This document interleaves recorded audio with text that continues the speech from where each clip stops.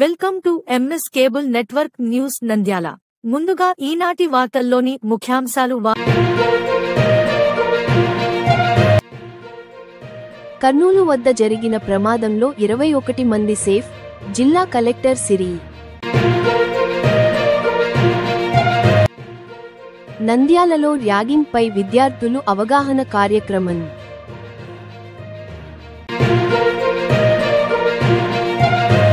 అభివృద్ధి, సంక్షేమం మా మంచి ఉమ్మడి ప్రభుత్వ లక్ష్యం.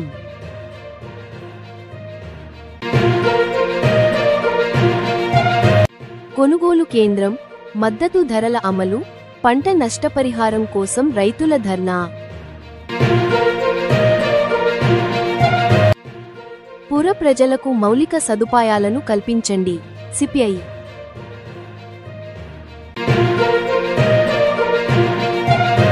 28న నంద్యాలలో మెడికల్ కాలేజీల ప్రైవేటీకరణకు వ్యతిరేకంగా జరగబోయే భారీ ర్యాలీకి ఎమ్మెల్సీ ఇసాక్ బాషా గారు పిలుపునిచ్చారు.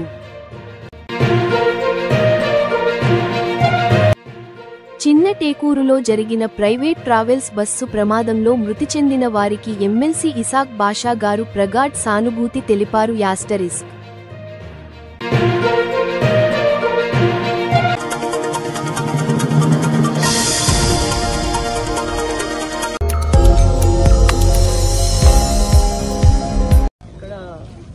NH44లో హైదరాబాద్ టు బెంగళూరు వెళ్ళే కావేరీ ట్రావెల్స్ బస్సు ఇలాగా ఫైర్ యాక్సిడెంట్ గురైంది. మెయిన్గా అక్కడ బైక్ V10కి జరిగిందని చెప్తున్నారు. బైక్ బస్సు గుద్దింది. తర్వాత ఈ స్పార్క్ వచ్చి తర్వాత ఫ్యూయల్ లీక్ అవ్వడం వల్ల మొత్తం ఫైర్ వచ్చింది బస్సు. సో 41 మెంబర్స్ బస్సులో ఉన్నట్టు ట్రేస్ చేశాము. దాంట్లో 21 మనకి సేఫ్గా ఉన్నారు, ఇబ్బంది ఏమీ లేకుండా. ఎందుకంటే బస్సులోంచి దూకేశారు వాళ్ళు ఫైర్ రాగానే. మిగతా వాళ్ళు ఎక్కడున్నారు అనేది అంటే 11-20లో మిగిలిన 20లో 11 మనకి డెడ్ బాడీస్ దొరికినాయి. మిగతా వాళ్ళు ఏమయ్యారు ఏంటి అనేది వీఆర్ ఎట్ టు కన్ఫర్మ్ అండి. అవి ఇది 3:10 అంటున్నారండి. యా, అంటే మనకి డెడ్ బాడీస్ అయితే మనకి ఇప్పుడు దొరికాయి కదండి. మిగతా 9 కూడా వీఆర్ హోపింగ్ వాళ్ళు కూడా బయటకి ఏమైనా పడితే వాళ్ళు కూడా సేఫ్గా ఉంటారని చూడాలండి. We have to confirm.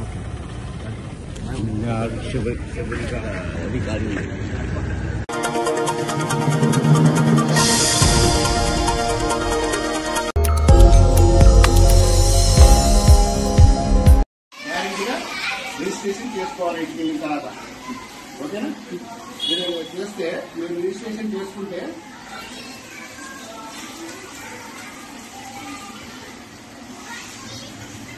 ఈ విధంగా వస్తుంది.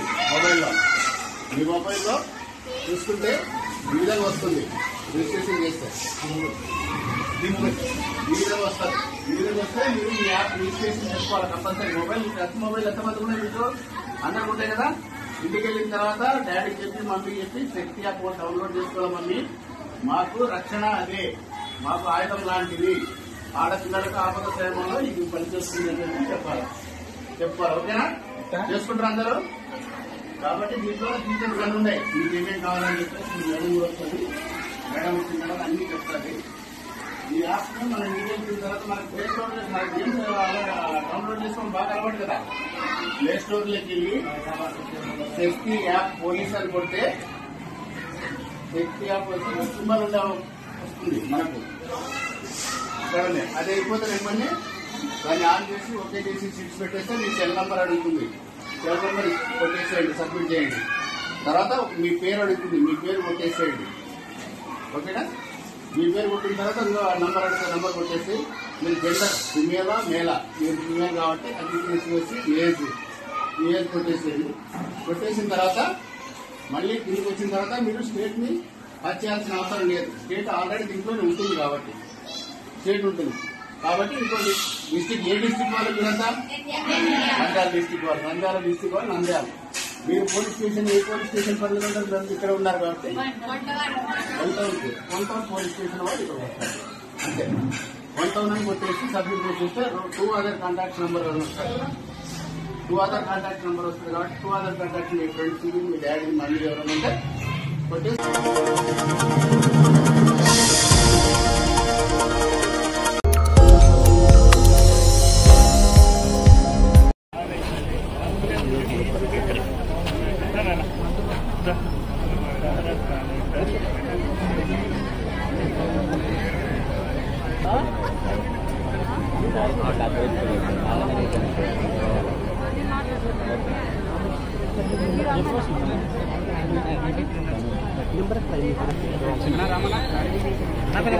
సైడ్కి వచ్చేయండి.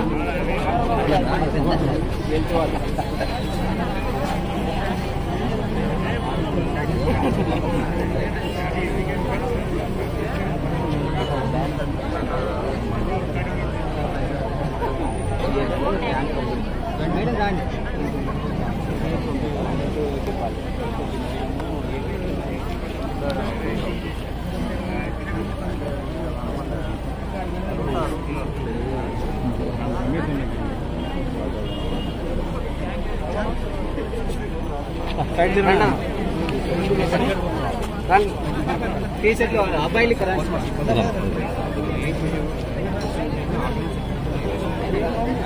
ఏమైనా చెప్పాలన్నా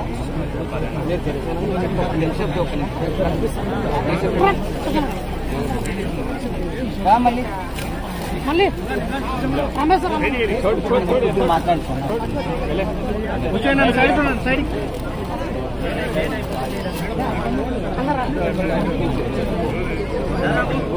ఒక్క నిమిషం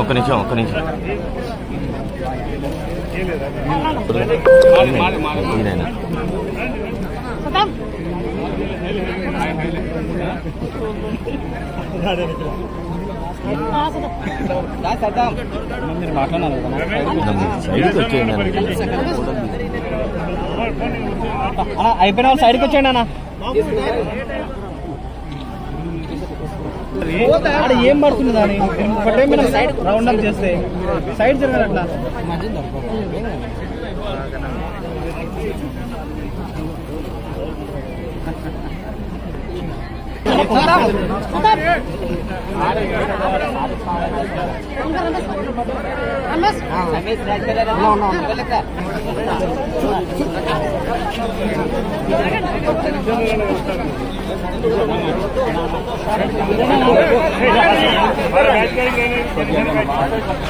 నేను దూరం ఉండు ఏ సార్ జనసేన రామన్ అన్న చేయదు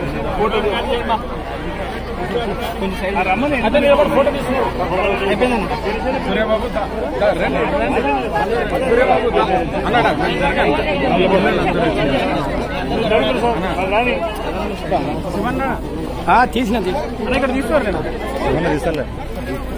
ఓకేనా అయిపోయింది. రావడం జరిగింది. ఎస్సీ కాలనీలో నీళ్ళు మంచినీటి సరఫరా లేదు అని చెప్పి, అట్లాగే వర్షాకాలంలో కంటామినేషన్ అవుతుంది అని కంప్లైంట్ వస్తే వెంటనే ఇక్కడ పెద్దలు టీడీపీ పెద్దలు ఎవరైతే ఉన్నారో వాళ్ళని నన్ను కోరడం జరిగింది. వెంటనే అది కొన్ని రోజుల వ్యవధిలో ఇక్కడ శాంక్షన్ చేయడము, అందరూ కూడా సంతోషంగా ఉన్నారు. ఎందుకంటే తాగడానికి నీళ్ళు వచ్చినాయి చాలా సంవత్సరాల తర్వాత సంతోషం. అమ్మా ఇక్కడ మోడల్ స్కూల్ రోడ్డు పిల్లలు వర్షం పడితే చాలా ఇబ్బందులకరంగా ఉంది. అలాగే పైప్ లైన్ కూడా అయిపోయింది. ఒక్క నిమిషం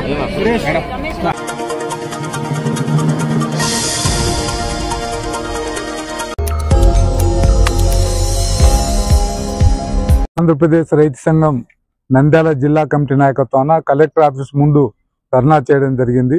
చాలా మండలాల నుంచి రైతులు ఇక్కడికి వచ్చినారు. అట్లాగే రైతు సంఘానికి సంబంధించినటువంటి ఆఫీస్ బేరర్స్ అంతా వి సుబ్బరాయుడు, వెంకటేశ్వరరావు, సురేష్, రామ్మోహన్ వీళ్ళందరూ కూడా రావడం జరిగింది.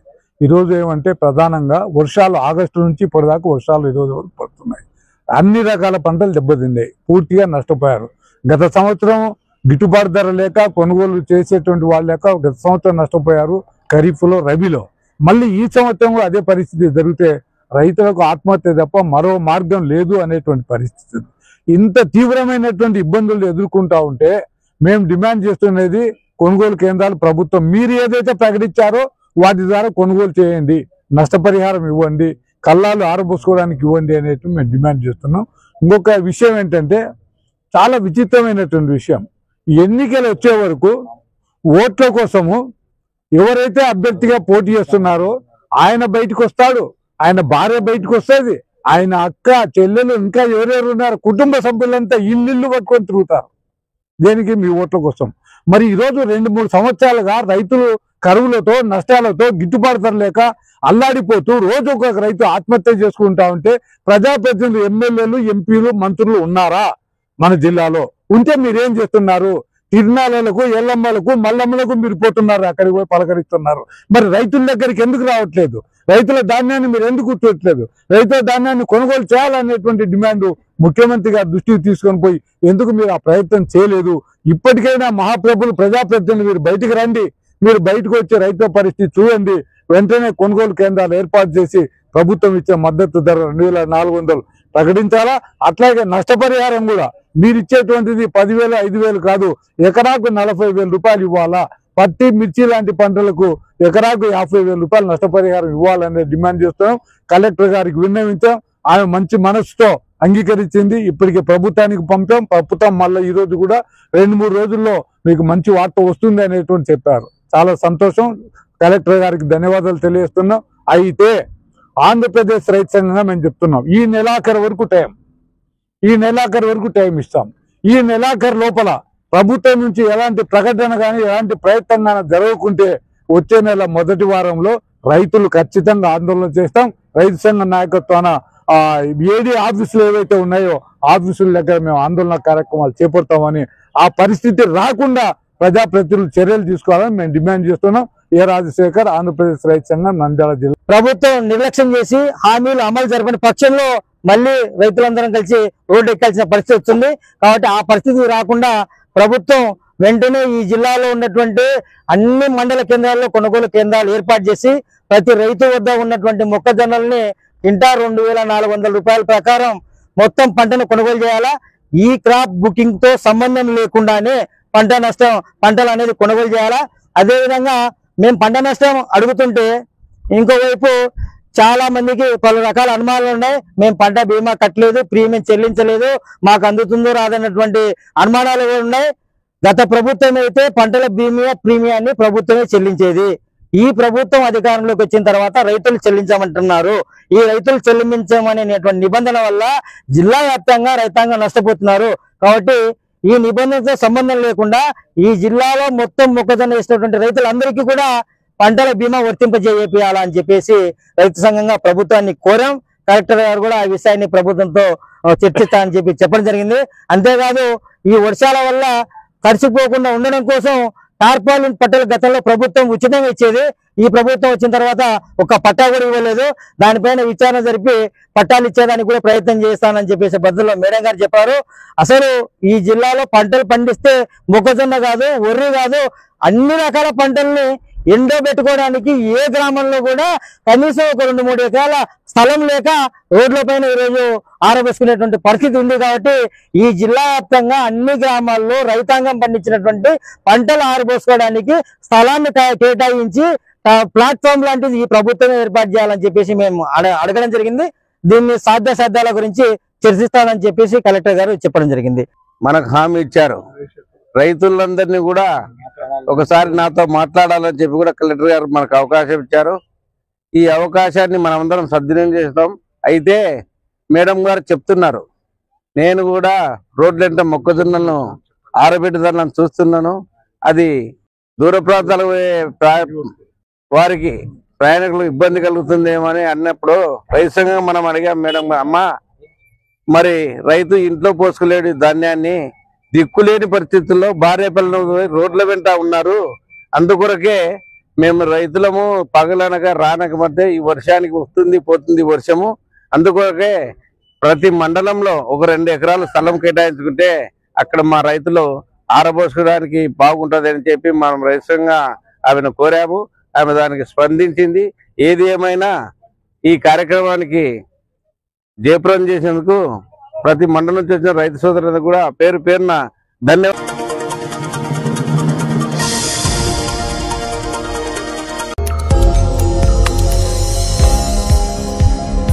42 వార్డులు ఉన్నాయి. 42 వార్డులలో ఎక్కడ చూసినా కానీ ఈ మధ్యకాలంలో లేఅవుట్ వేసిన ప్రాంతాలలో సరిగా వీధి కాలువలు రోడ్లు లేక ప్రజలు చాలా తీవ్ర ఇబ్బందులు పడుతున్నారు. ఇప్పుడే మున్సిపల్ కమిషనర్ కానీ మున్సిపల్ చైర్పర్సన్ కానీ కలిస్తే అక్కడ ప్రాంతంలో లేఅవుట్ కట్టినారా లేదా మాకు తెలియదు, అది లేఅవుట్ కట్టని అంటున్నారు. కానీ ఒకటి అక్కడ ఉండే వాళ్ళంతా నూతనంగా ఇల్లు కట్టుకునే వాళ్ళ లేఅవుట్ ఉన్నాయా అని చూసే కట్టింటారు. కానీ అది కూడా వీళ్ళు కాంట్రాక్టర్ మీద లేకుంటే ఆ లేఅవుట్ వేసిన వాళ్ళ మీద ఏమాత్రం చర్యలు తీసుకోకుండా ఇల్లు కట్టిన తర్వాత ఈ అంతా సంసారాలు చేస్తున్న తరుణంలో మాకు లేఅవుట్ లేదు అని చెప్పడం ఇది బాధాకరము. ఎందుకంటే నంద్యాల పట్టణంలో చెరుకట్ట కింద జగజ్జనని ఆలయం పక్కన వెనకల ఉన్న ప్రాంతాలలో దాదాపు 10-15 ఏళ్ల నుంచి ఇల్లు వేసుకొని ఇల్లు నిర్మించుకొని నివాసాలలో జీవనం సాగిస్తున్నారు. ఆ ప్రాంతాలలో ఇప్పటి వరకు కూడా రోడ్డు నిర్మాణము అదే విధంగా వీధి కాలువలు లేకపోవడంతో ప్రజలు పిల్లలు వృద్ధులు ఎంత తీవ్రంగా ఇబ్బందులు పడుతున్నారో మీరు అధికార పార్టీ నాయకులు సందర్శించాలని చెప్పి భారత కమ్యూనిస్ట్ పార్టీ సిపిఐగా డిమాండ్ చేస్తున్నాం. ఇవాళ మంత్రి గారు ఉన్నారు. మంత్రి ఎన్ఎండి ఫరూక్ గారు దశాబ్దాల నుంచి నంద్యాల పట్టణానికి సుపరిచితులు. ఆయన కూడా 6వ వార్డు పరిధిలో ఆ ప్రాంతాలలో సందర్శించి ఆ ప్రాంత ప్రజలు పడుతున్న ఇబ్బందులను గుర్తించి వారి బాధల నుండి విముక్తి కలిగించాలని భారత కమ్యూనిస్ట్ సిపిఐ పార్టీగా విజ్ఞప్తి చేస్తున్నాం. నంద్యాల జగజ్జనని నగర్ ఏరియాలో దాదాపు 10 ఏళ్ల నుంచి మేము ఇల్లు కట్టుకొని ఉన్నాము. ఇక్కడ వీధి కాలువలు లేవు, రోడ్లు లేవు. ఇక్కడ కమిషనర్ కానీ ఫరూక్ సార్ కానీ ఎమ్మెల్యే కానీ కౌన్సిలర్ కానీ ఎవరు రావడం లేదు, వచ్చి చూడడం లేదు. మా కష్టాలు ఇక్కడ పాములు చీకటి పడితే పాములు తేళ్లు అన్నీ వస్తున్నాయి. గుడ్డగు దోమలు గీమలు అన్నీ ఉన్నాయి.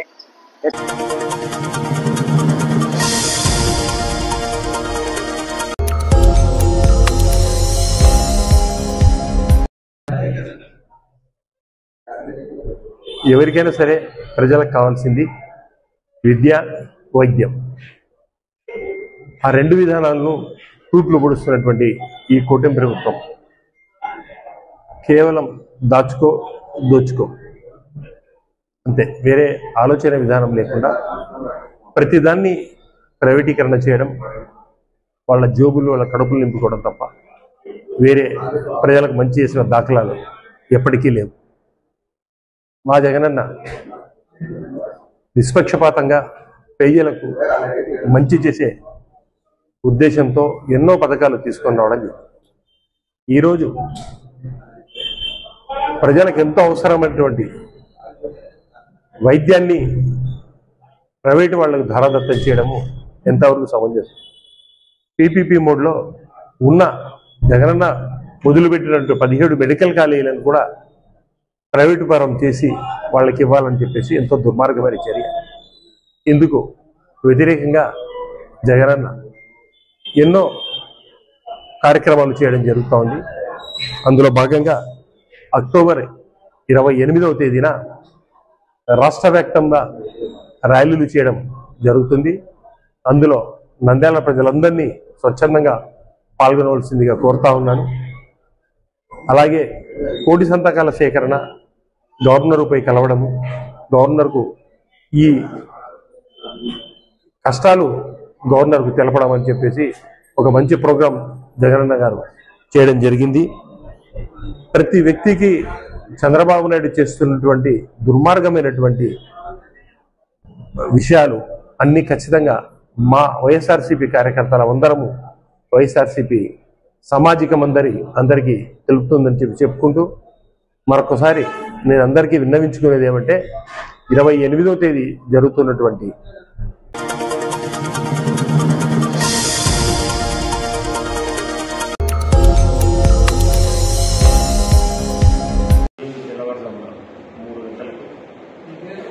కావేరీ ట్రావెల్స్ బస్సు యాక్సిడెంట్లో దాదాపు నాకు వచ్చిన ఇప్పటికి సమాచారం ప్రకారం దాదాపు 20 మంది చనిపోవడం జరిగింది. ఒక చిన్న నెగ్లిజెన్స్ వల్ల ఒక మోటార్ సైకిల్ యాక్సిడెంట్ అయ్యి ఆ బస్సు డ్రైవర్ తనకి ఎక్కడొస్తుందని చెప్పేసి భయపడి, నాకు తెలిసిన సమాచారం ప్రకారం భయపడి ఫాస్ట్గా వెళ్ళిపోవడం, మోటార్ సైకిల్ ట్యాబ్లెట్ పెట్టి రాసుకొని డీజిల్ ట్యాంక్ పగిలి బస్సు ఫైర్ అయ్యి కంప్లీట్ బస్సు ఫైర్ అయ్యి ఉన్నటువంటి డోర్ లాక్ ఓపెన్ కాకపోవడం వల్ల అందరూ నిద్రలో ఉంటారు. ఇంత పెద్ద ఘటన జరిగింది. చనిపోయిన వాళ్ళందరికీ నా ప్రగాఢ సంతాపం తెలుపుతా ఉన్నాను. దీని మీద సమగ్రమైన ఎంక్వైరీ చేసి కరెక్ట్గా రిపోర్ట్ ఇచ్చి అందరినీ న్యాయం చేయవలసిందిగా కోరుతా ఉన్నాను. ఇప్పటికే నాకు తెలిసిన ఇన్ఫర్మేషన్ ప్రకారం స్పాట్లో కూడా ఆ బాడీస్ ఎలాగంటే అలాగా ఉన్నాయి కాబట్టి అక్కడే చెక్ చేసి డిఎన్ఏ టెస్ట్తో సహా అక్కడే చెక్ చేసి బాడీని ఏర్పాటు చేయడం జరుగుతామని తెలిసింది. ఇటువంటి ఎప్పుడూ జరగకుండా అన్ని డిపార్ట్మెంట్ వాళ్ళు అన్ని రకాల పర్మిషన్స్ జాగ్రత్తలు తీసి ఇవ్వాలని చెప్పేసి ఆ బాధ్యులు బస్సు యజమాని అనుకోండి, డ్రైవర్ అనుకోండి, ఎవరైనా వాళ్ళ మీద కఠిన చర్యలు తీసుకుని బాధితులందరికీ సరైన న్యాయం చేయాల్సిందిగా నేను కోరుతూ మరణించిన వాళ్ళందరికీ ఒకసారి సంతాపం తెలియజేస్తున్నాను.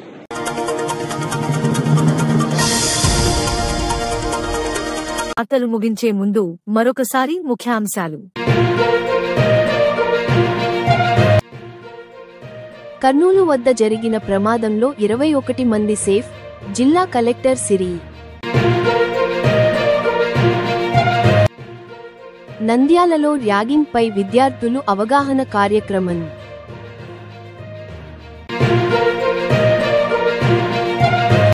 అభివృద్ధి, సంక్షేమం మా మంచి ఉమ్మడి ప్రభుత్వ లక్ష్యం.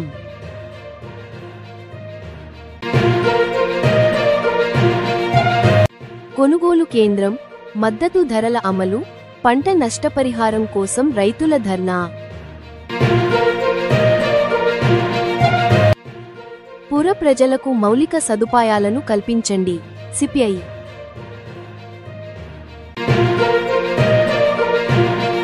28న నంద్యాలలో మెడికల్ కాలేజీల ప్రైవేటీకరణకు వ్యతిరేకంగా జరగబోయే భారీ ర్యాలీకి ఎమ్మెల్సీ ఇసాక్ బాషా గారు పిలుపునిచ్చారు.